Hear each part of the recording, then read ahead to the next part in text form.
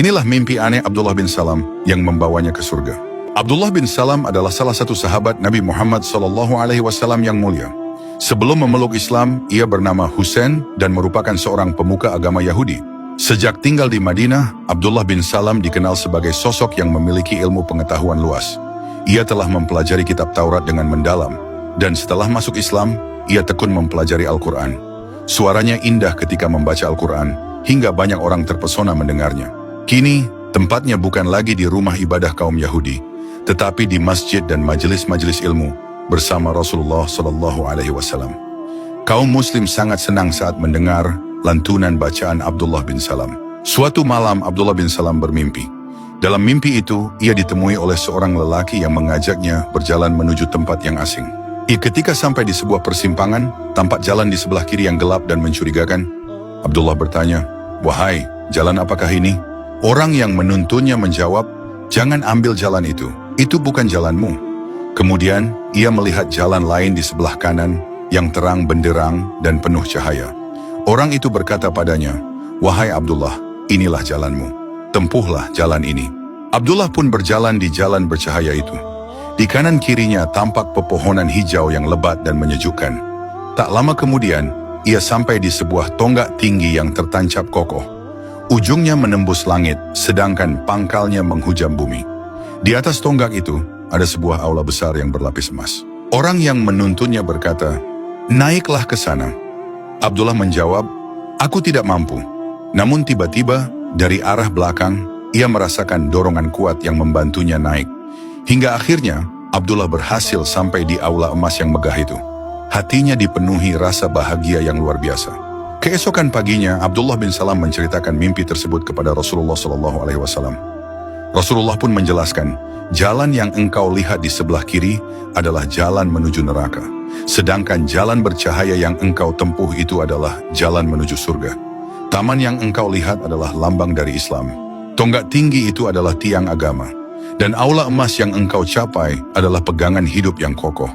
Maka berpeganglah erat padanya sampai akhir hayatmu. Sejak saat itu, para sahabat menyebut Abdullah bin Salam sebagai salah satu calon penghuni surga. Mimpi itu menjadi tanda kemuliaan bagi seseorang yang terpilih oleh Allah Subhanahu wa Ta'ala. Kisah Rasulullah SAW meluluhkan kebencian seorang kepala suku. Adi bin Hatim adalah kepala suku Tai yang disegani. Ia mewarisi kepemimpinan dari ayahnya dan hidup dalam kekayaan serta kenyamanan. Sebagai kepala suku, ia menerima 1/4 dari penghasilan kaum sebagai pajak. Namun ada satu hal yang melekat kuat dalam hatinya, kebencian kepada Rasulullah, padahal belum pernah sekalipun ia bertemu beliau. Ketika pengaruh Rasulullah makin meluas di Jazirah Arab dan banyak kepala suku mulai memeluk Islam, Adi mulai gelisah. Ia merasa posisi dan kekuasaannya terancam. Suatu hari, seorang pembantunya melaporkan bahwa pasukan Muhammad telah mengelilingi wilayah suku Tai. Dalam kepanikan, Adi melarikan diri bersama keluarga ke arah utara menuju Syam, meninggalkan saudara perempuannya di belakang. Beberapa waktu kemudian, saudari Adi menyusulnya sambil memarahi Adi karena meninggalkan keluarganya. Setelah amarahnya mereda, ia bercerita tentang perlakuan Rasulullah saat ia menjadi tawanan di Madinah. Ia berkata bahwa saat ditawan di dekat masjid, ia menyapa Rasulullah dan memohon belas kasih. Namun Rasulullah berkata bahwa Adi lari dari Allah dan Rasulnya, lalu pergi. Kejadian itu terulang hingga hari ketiga, ketika Ali bin Abi Thalib memberi isyarat padanya agar kembali menyapa Nabi. Barulah saat itu, Rasulullah memenuhi permintaannya. Beliau berkata, "Jangan pergi tergesa-gesa sebelum engkau mendapat orang yang dapat dipercaya." Lalu Rasulullah memberinya pakaian, unta, dan bekal untuk perjalanan pulang.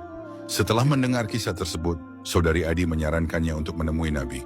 Ia berkata, jika dia benar seorang Nabi, maka yang pertama menemuinya akan beruntung. Jika dia seorang raja, tidak ada ruginya engkau dekat dengannya. Akhirnya Adi memutuskan pergi ke Madinah.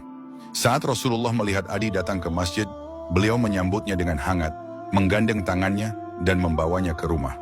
Rasulullah mempersilakan Adi duduk di atas bantal kulit, sementara beliau sendiri duduk di atas tikar biasa. Dalam hati Adi bergumam, ini bukan sikap seorang raja. Dialog antara keduanya berlangsung singkat namun mendalam. Kemuliaan akhlak Rasulullah begitu memikat hingga meluluhkan kebencian yang bertahun-tahun dipendam Adi. Ia pun akhirnya mengucapkan 2 kalimat syahadat dan memeluk Islam. Tahukah Anda bahwa akibat pamer dan ria, ulama dan dermawan bisa masuk neraka? Syekh Abu Abdullah Mustafa Al-Adawi dalam kitab Fikih Akhlak menjelaskan bahwa ikhlas adalah dasar utama amal yang diterima oleh Allah. Dalam bahasa Arab, ikhlas berasal dari kata khalasya, yang berarti jernih, bersih dari campuran, dan murni dari niat selain Allah. Dalam konteks ibadah, seseorang dikatakan ikhlas bila semua amalnya hanya ditujukan untuk Allah, tanpa mengharap pujian, balasan, atau pengakuan dari manusia. Seorang mukhlis, yaitu orang yang ikhlas, akan menjaga hatinya dari ria dan berusaha agar amalnya tidak ternoda oleh niat buruk. Syekh Al-Adawi menegaskan bahwa keikhlasan adalah kunci utama dalam membentuk akhlak yang konsisten. Ia berkata, "Jika kamu memberi, maka berilah karena Allah. Jika mencintai, cintailah karena Allah. Dan jika membenci, bencilah karena Allah. Semuanya harus bersandar kepada niat yang murni karenanya." Allah menjanjikan pahala besar bagi orang yang ikhlas dalam bersedekah.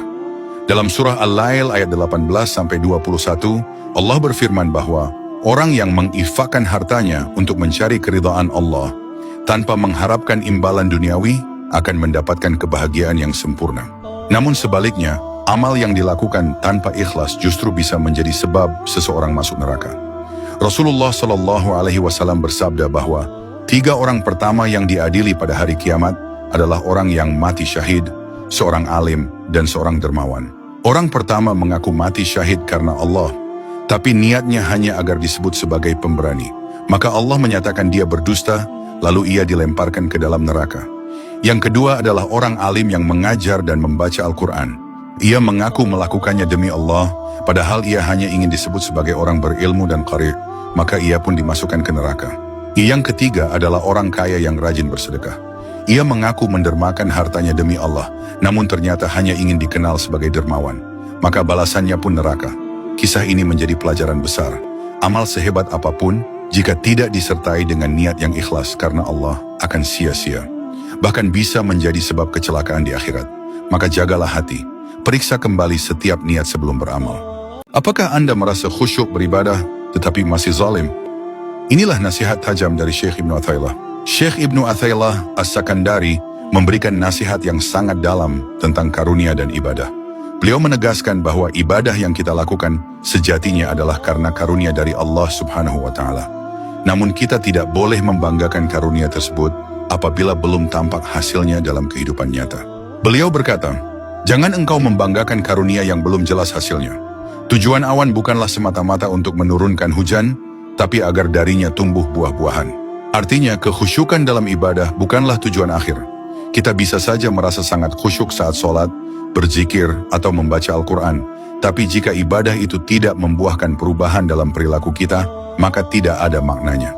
Apalah arti kekhusyukan jika kita masih suka menyakiti orang lain, berkata kasar, berbuat curang, menipu, berjudi, mencela, atau bahkan berbuat maksiat. Kekhusyukan yang sejati adalah yang terasa lezat di hati dan membekas dalam perbuatan.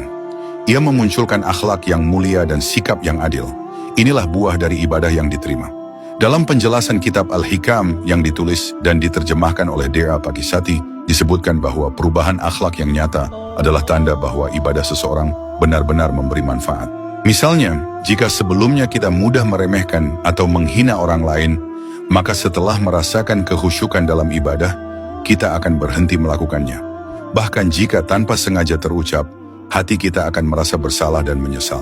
Seperti awan yang turun menjadi hujan, bukan sekadar membasahi bumi, tapi menyuburkan tanaman hingga menghasilkan buah yang dinikmati manusia.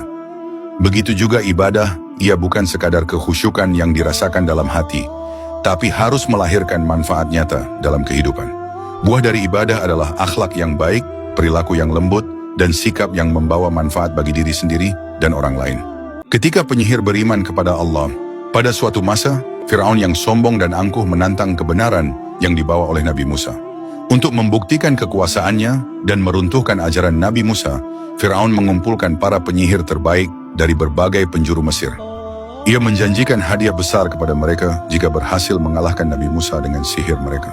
Di hadapan banyak orang, para penyihir melemparkan tali-tali mereka ke tanah.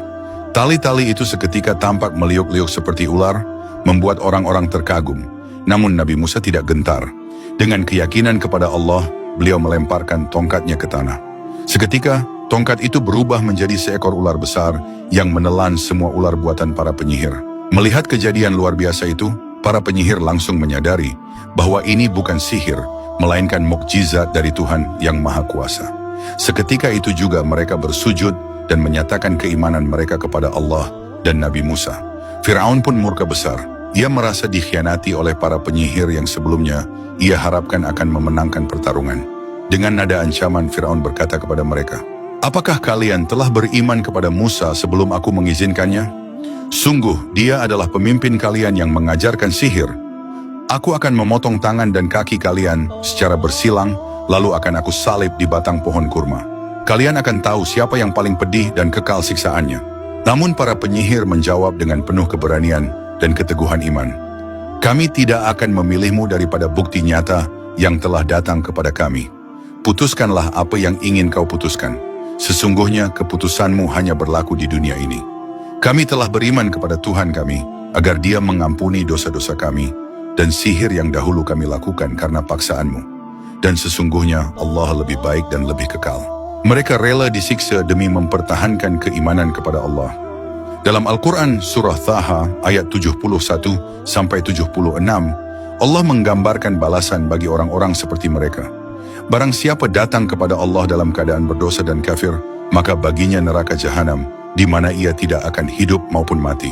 Namun, siapa yang datang dalam keadaan beriman dan beramal saleh, baginya surga yang kekal, tempat tinggal mulia yang di bawahnya mengalir sungai-sungai. Inilah kisah luar biasa tentang para penyihir yang awalnya menantang Nabi Musa, tetapi kemudian menjadi orang-orang beriman yang teguh mempertahankan keyakinan mereka, bahkan di hadapan penguasa paling kejam sekalipun.